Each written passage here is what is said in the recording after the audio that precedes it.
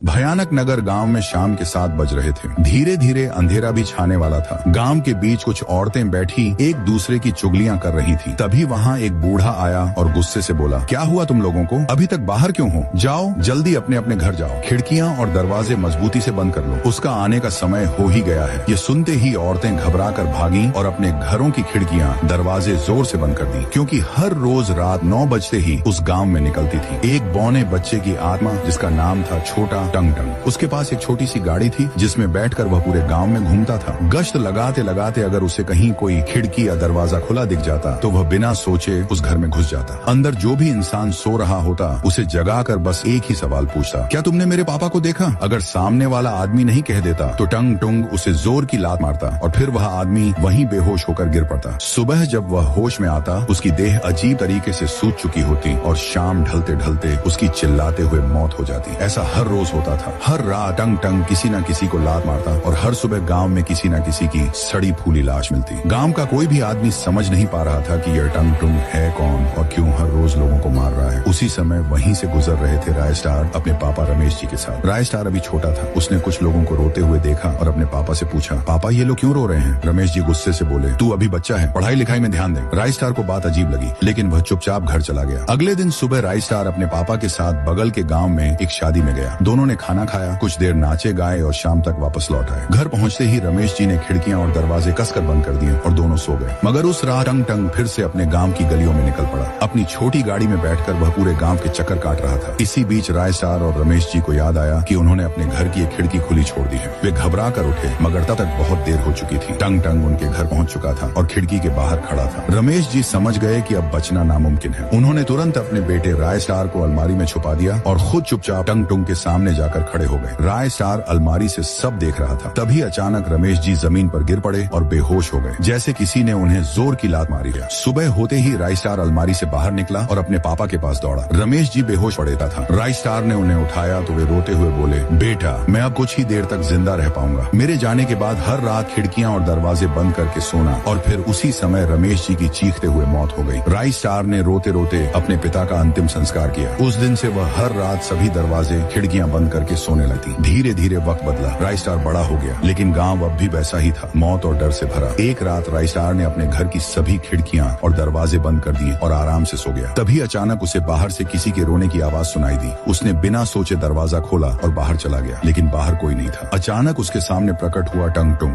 मगर अब वह पहले जैसा छोटा बच्चा नहीं था। अब वह बड़ा और बेहद डरावना हो चुका। उसने राय स्टार से गहरी आवाज में पूछा, क्या तुम्हें पता है मेरे पापा कहाँ हैं?